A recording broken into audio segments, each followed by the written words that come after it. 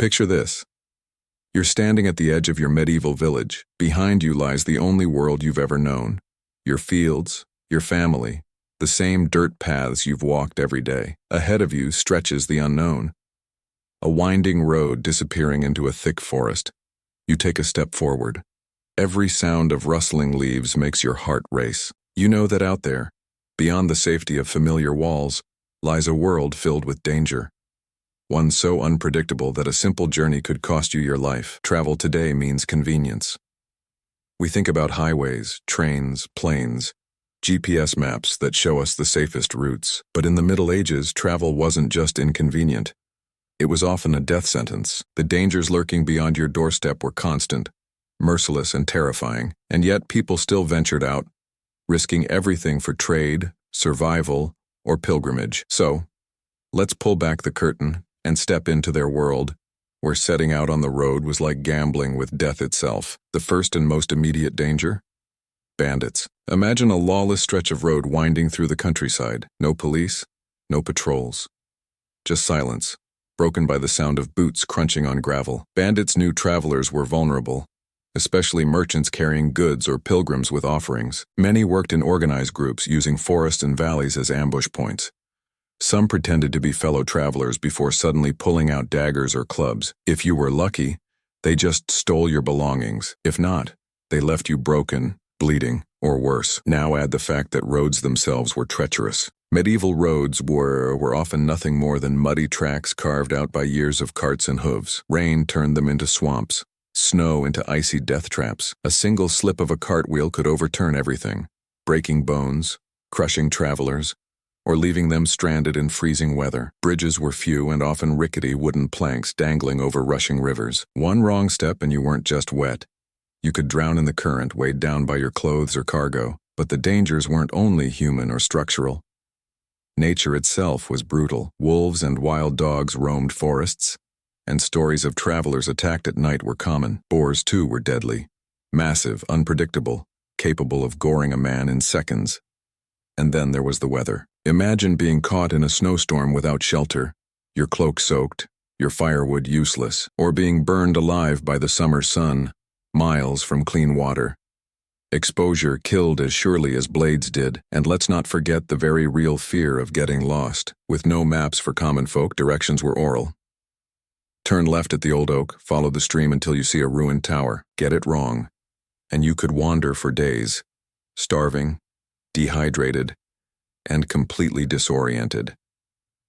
At night, the landscape transformed. Paths vanished, shadows distorted landmarks, and every sound convinced you something was following. Even if you survived the wilderness, hunger was a constant threat. Bread spoiled quickly, water went foul, and hunting or foraging carried its own risks. Then there was disease. The medieval traveler didn't have antibiotics, vaccines, or even much medical knowledge. A simple cut from a fall could fester into a lethal infection. Drinking from a contaminated stream could bring dysentery or worse. Pests like fleas and lice spread sickness among groups of travelers huddled together for warmth. One unlucky encounter could doom you long before you reached your destination. But danger didn't just lurk in the forests and roads.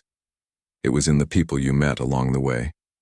Strangers were a gamble. Some offered bread, shelter, or water out of kindness. Others poisoned food, robbed guests in their sleep, or demanded outrageous fees for lodging. Travelers were viewed with suspicion. To locals, you might be a thief, a spy, or a bringer of disease. Hospitality could save you, but it could also kill you. And this wasn't just superstition. Imagine being a pilgrim traveling hundreds of miles to a holy shrine. Your faith gave you courage, but the road stripped you bare. Bandits hunted you, harsh weather punished you, locals exploited you, and if you fell ill, too bad. You'd likely be abandoned by your companions, left by the roadside to die alone. Countless pilgrims never made it to their sacred destinations, their bones still lying somewhere along the forgotten paths of Europe. Trade routes weren't much safer. Merchants risked everything to bring goods from one town to another. Spices, cloth, salt, grain, all precious cargo that screamed "rob me" to anyone desperate enough. Some traveled in caravans for safety, but numbers didn't always guarantee survival. Armed raiders could still overpower them, and corrupt soldiers sometimes turned out to be worse than bandits. Imagine working for years to fill your cart with goods, only to lose everything in one bloody encounter. Even the most powerful travelers weren't immune. Nobles, knights, and even royalty faced danger on the road. Kings sometimes traveled with entire armies just to ensure their safety. And even then, accidents and attacks claimed lives. Power didn't protect you from nature, from disease, or from the random cruelty of fate. But perhaps the most chilling aspect of medieval travel was this. There was no safety net. No ambulances, no hospitals, no rescue crews. If something happened to you on the road, that was it. If you broke your leg, you couldn't keep moving. If you were robbed of food, you starved. If you caught an infection, it spread unchecked. Every step forward was a gamble. One you might not win. And yet, people still traveled. Why? Because they had to. Pilgrimage was considered a sacred duty. Trade was the lifeblood of survival. Messengers carried news between kingdoms, and peasants sometimes fled their lords in search of better lives. Travel wasn't optional for everyone. It was survival, opportunity, and obligation, all tangled with risk. So next time you think about booking a vacation or groaning about traffic, remember this. In the Middle Ages, the journey itself could kill you, and for most people, the question wasn't whether danger lay ahead. It was which kind of danger would strike first. Now let's step deeper into the journey. You've left your village and the road feels endless. The air is heavy. The silence broken only by your own footsteps. Maybe you're a merchant, clutching a cart of grain. Maybe you're a pilgrim, with nothing but faith and a walking stick. Either way, the road doesn't care who you are. The road is a predator. And tonight, it's hunting you. Picture this. You've been walking for hours and the sun is sinking. Shadows stretch longer and longer across the path. Villagers warned you never to travel after dark, but there was no inn, no place to stop. The forest ahead grows thicker. Every crack of a branch makes your heart pound, then voices, you freeze. 3 men step from the trees. They're not soldiers, not peasants. Their clothes are ragged, but their blades are sharp. Bandits. You clutch your bag, and in that instant you know. This may be your last night alive. Medieval records are filled with such stories. In England, chroniclers wrote about highwaymen who lurked near bridges and toll roads, knowing every traveler had to pass their way. In France, the roads between towns like Paris and Rouen were infamous for robberies. Pilgrims to Santiago de Compostela often traveled in groups not just for company, but because single travelers rarely made it alone. And here's the terrifying truth. If you fought back, you risked death. If you didn't, you lost everything. There was no winning. And if you think the church or nobility always kept people safe, think again. Corruption was rampant. Sometimes local soldiers, sworn to protect, turned predator themselves. Travelers complained of being extorted at tolls that were nothing more than robberies in disguise. Even monasteries, though often safe havens, weren't immune. There are records of unscrupulous monks charging desperate travelers outrageous prices for food and beds, knowing full well that stepping outside meant facing wolves and thieves. And speaking of wolves, let's talk about the nightmares of the forest. Wolves in medieval Europe weren't the cautious creatures we know today. They were bold, hungry, and often traveled in packs. Winter especially drove them closer to roads and villages. Imagine hearing their howls echoing through the trees as you tried to sleep under the open sky, clutching a stick as your only weapon. Some stories describe travelers waking to see glowing eyes circling their campfires, waiting for the flames to die down. Wild boars were another terror, enormous. Tusked and aggressive, they weren't afraid of humans. Accounts tell of travelers gored to death in sudden brutal attacks. And the scariest part? You couldn't predict it. A quiet path could turn into a bloodbath in an instant. Even seasoned hunters feared them, so imagine being a barefoot pilgrim armed with nothing but a wooden staff. And then there were the supernatural fears. For medieval people, the road wasn't just physically dangerous, it was spiritually dangerous. Witches, demons, restless spirits, all were believed to haunt lonely paths. Travelers carried charms, holy relics, or sprigs of herbs to ward off evil. Some refused to walk past certain crossroads after dark, believing they were places where the devil waited. Were these just superstitions? Maybe. But in a world without police, medicine, or light, fear of the unseen was as real as fear of wolves. But let's shift for a moment. Imagine not being a lone traveler but part of a caravan. You'd think there's safety in numbers, and sometimes there was. But caravans were slow. Wagons got stuck in mud, oxen broke down, supplies ran out, and worst of all, large groups attracted attention. Bandits didn't see a crowd. They saw treasure. There are chronicles of entire caravans being wiped out, Every merchant, guard, and pilgrim slaughtered. Their goods vanished into the black market, their bodies left for animals to tear apart. Now, let's talk about weather. Because if the bandits didn't get you, nature might. Medieval Europe's weather was unpredictable and merciless. A sudden storm could turn a safe path into a flood zone. Heavy rain washed out roads, swept away bridges, and trapped travelers in rising rivers. Frostbite wasn't just a risk in the mountains. Even ordinary journeys could leave people frozen if they weren't prepared. Remember, cloaks weren't waterproof, and boots were often just stitched leather. Once you were soaked, you were as good as dead. And food? That was another nightmare. Travelers carried bread, cheese, or salted meat, but food spoiled, mold grew, and supplies ran out faster than expected. Rivers offered water, but it wasn't safe. People drank anyway, and many died from dysentery or other diseases. Hunger weakened travelers, made them slower, easier prey. Imagine trudging for miles on an empty stomach, every step heavier than the last, knowing you still had days to go. Even if you reached an inn or a roadside tavern, safety wasn't guaranteed. Some were welcoming. Others? Not so much. There are accounts of innkeepers poisoning travelers, robbing them in their sleep, or turning them out into the night after taking their money. For a traveler, trust was as dangerous as distrust. You never really knew if the bed you lay in was a blessing or a trap. And let's not forget disease. If one traveler in your group fell sick, the rest were at risk. The close quarters of caravans, the shared food, the crowded inns, all were breeding grounds for illness. The plague itself spread partly along trade routes carried by rats, fleas, and travelers. To move across the land was to carry death on your own back, sometimes without even knowing it. So, when we say medieval travel was deadly, it wasn't just because of one danger. It was everything. The bandits, the beasts, the weather, the hunger, the disease, and the fear of the unknown. It was a gauntlet you had to run every time you left home. And the most chilling part? Most people had no choice, because behind all this danger was a cruel irony. Staying home wasn't always safer. Famines forced peasants to seek food in other villages. Pilgrimages were believed to cleanse sins, and to refuse was to risk your soul. Messengers were ordered by lords and kings to carry word across vast distances. Refusing wasn't an option. For countless people, the question wasn't, should I travel? It was, how long can I survive once I do? And as night fell, every traveler faced the same dread. Would they live to see the morning?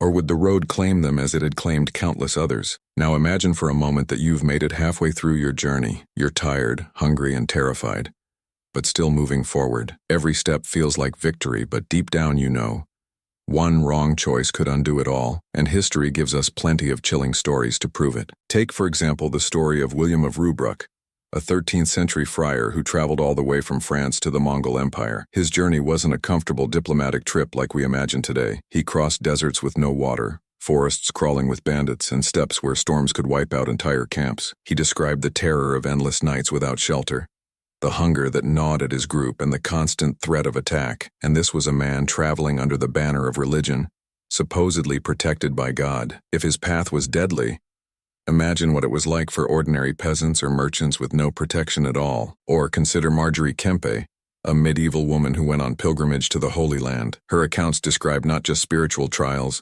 but the physical horror of medieval travel. Ships nearly sank, food ran out, and disease spread like wildfire among passengers. Even when she made it to land, she faced danger on every road. Extortion, robbery, and suspicion. One wrong turn could have left her bones scattered in a ditch, forgotten forever. And then there's the story of merchants traveling from Genoa across the Alps. The Alps weren't just mountains. They were death traps. Snowstorms swallowed entire caravans. Avalanches buried men alive. Bridges collapsed, dragging horses and wagons into icy rivers. One chronicler described watching companions vanish beneath the snow in an instant, their cries muffled, their bodies unrecovered. Yet merchants risked these routes because the profit was worth it, at least if they lived. These stories show us just how dangerous the medieval world was. But what's almost more fascinating is the strange survival strategies people invented. Travelers didn't just march blindly into danger.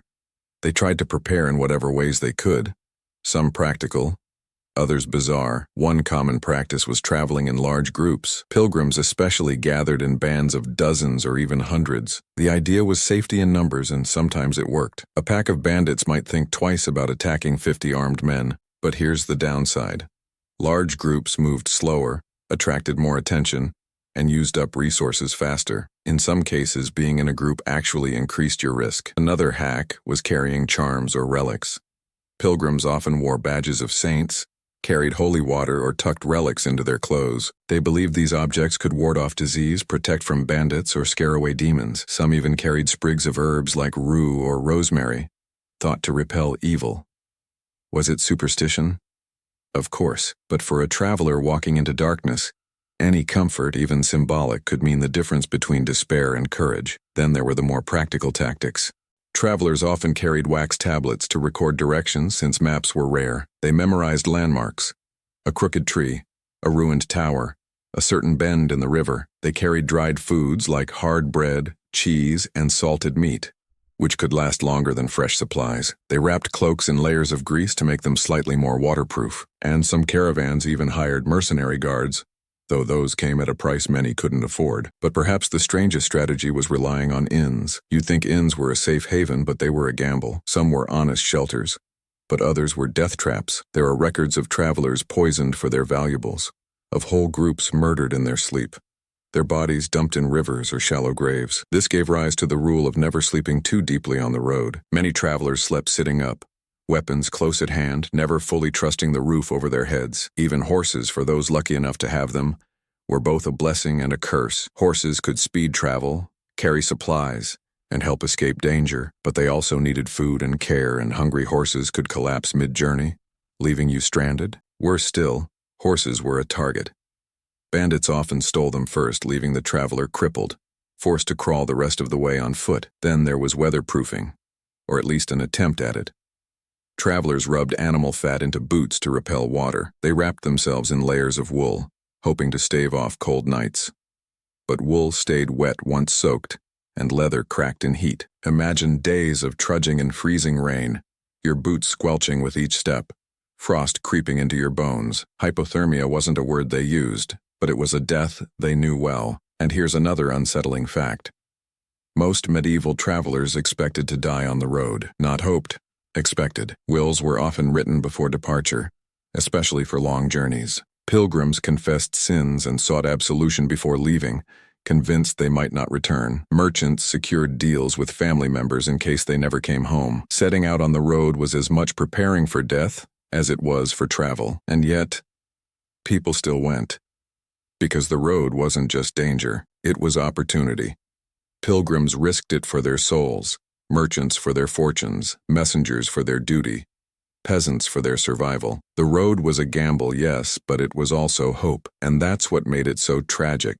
That hope so often ended in blood, disease, or a shallow grave. Imagine the psychological toll. Every sound in the forest made you jump. Every stranger could be friend or foe. Every meal could be poisoned. Every bridge could collapse. The stress was relentless. Travelers aged faster, grew sickly, or simply broke under the strain. And yet walking on was the only choice they had. So as we peel back the layers of medieval travel, we see a picture emerge. The dangers weren't random. They were constant. Bandits, beasts, hunger, weather, superstition. They weren't obstacles to overcome. They were permanent companions on the road.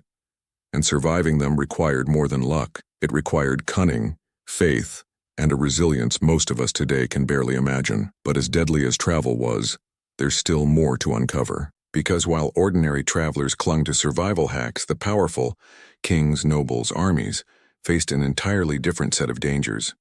And sometimes their deaths on the road shook entire kingdoms. Picture this: a king on horseback, banners waving, a retinue of knights and servants trailing behind. You'd think this would be the safest way to travel in the Middle Ages. Guarded, wealthy, protected by law and power. But the shocking truth is that even royalty wasn't immune to the dangers of the road. Kings and nobles faced the same bandits, the same hunger, and the same storms as commoners. Sometimes even worse. Why? Because their wealth painted a target on their backs. A peasant might be robbed of a loaf of bread and left alive. But a noble caravan?